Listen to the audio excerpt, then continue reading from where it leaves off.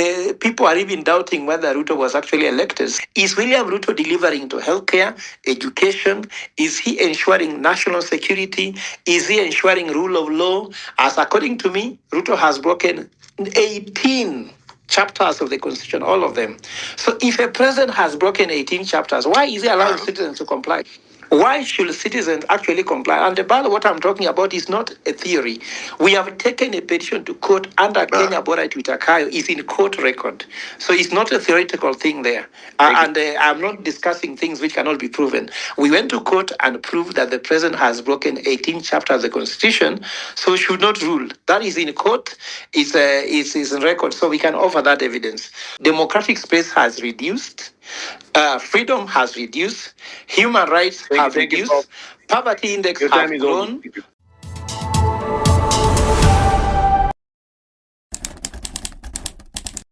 I just want to say that I start with the point that is being deliberated with the issue of giving notice. You know, the Gen Zs, when they went to the street last time, I'm sure you'll say me I'm not a Gen Z, but that's up to you. It's about Generation Zote now. I was on the street on 25th of June, but before that, I was there severally. I was even arrested by the police. I've been there in the cell, so that's the fact.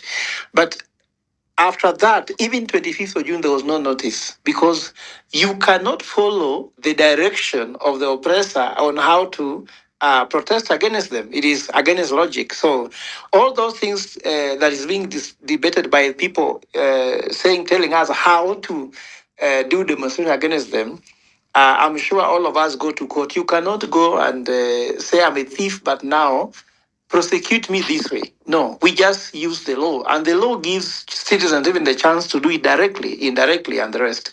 So I believe that these women are simply speaking from what they feel, and I'm sure that the state can even withhold all those conditions that they are talking about here and just allow them chance to do.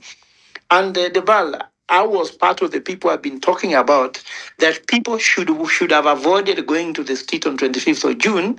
We had actually agreed that only the women, that is the mothers, the daughters, those women related to the family should just do a peaceful march to Parliament and give a petition and plant flowers where their children died because some of them were shot inside Parliament. We didn't want the muscles to go to the street. That actually Narima can even tell you. But now, after what happened to Ojuang, what happened to Kamau, then the guys whom we had convinced not to go told us, excuse me, just step aside. We will now go because it's been provocative. The people have been provoked. And that's why you had even, I saw Sifuna stating something very interesting that when the policemen are not on the street and they've been lived out of the street, normally there's peace. Like they gave the example when Raila was sworn in Uhuru Park. Policemen were withdrawn. Nothing was stolen, nothing was destroyed, no stones thrown. It is the policeman who brings violence and the goons which have been hired. So the question I'm asking now, even if we allow these women to come to the street with this notice, are they safe? Are we going to lose another life? Of course, people plan for peaceful protest.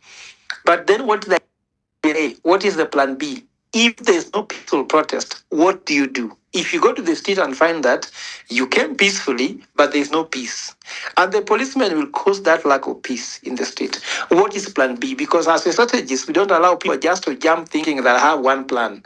You can come in with plan A, then you find it is plan B. What do you do? What if you come to the street and then things go wayward?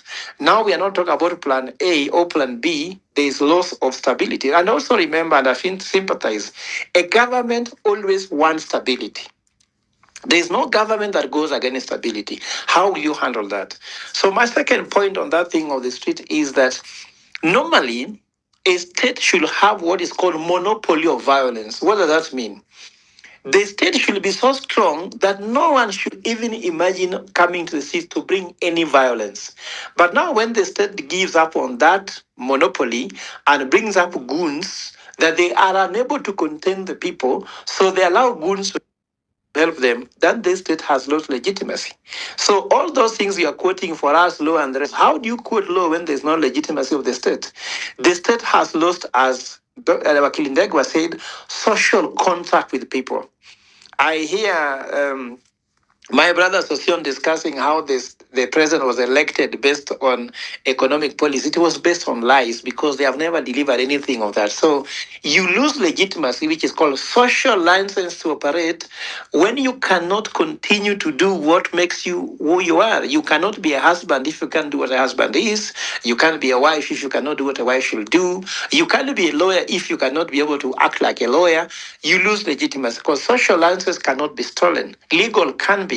You can steal a license and even rig election to become an MP. You can rig an election to become a president. So that the people are even doubting whether Ruto was actually elected. So you can go on and on, but those are things you can't defend. Let's just be honest. Is William Ruto delivering to healthcare, education? Is he ensuring national security? Is he ensuring rule of law? As according to me, Ruto has broken 18 chapters of the constitution, all of them. So if a president has broken 18 chapters, why is he allowing citizens to comply? Why should citizens actually comply? And about what I'm talking about is not a theory. We have taken a petition to court under Kenya border to Itakayo. It's in court record. So it's not a theoretical thing there. I'm not discussing things which cannot be proven. We went to court and proved that the president has broken 18 chapters of the constitution, so should not rule. That is in court. It's in record, so we can offer that evidence. So I just want to say the following, that we cannot be here telling Kenyans to follow a path which is predetermined. And as I end, I know that some people come here to defend government.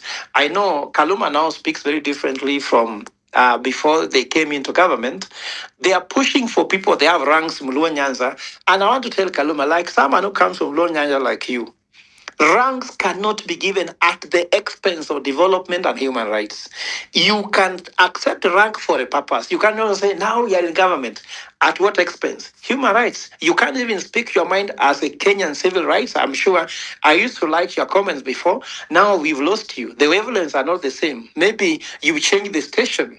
Maybe the station I'm speaking from does not represent the real voice that you are. Kaluma, in your heart, as a human being, if you look at yourself in the mirror, you'll sympathize with the state of the nation. And you cannot defend it and tell us you are molting. Molting, that's why I bring a president. Let's go to fundamental, the root cause of the problem. That's when you can molt. We cannot molt with the theories and the rest.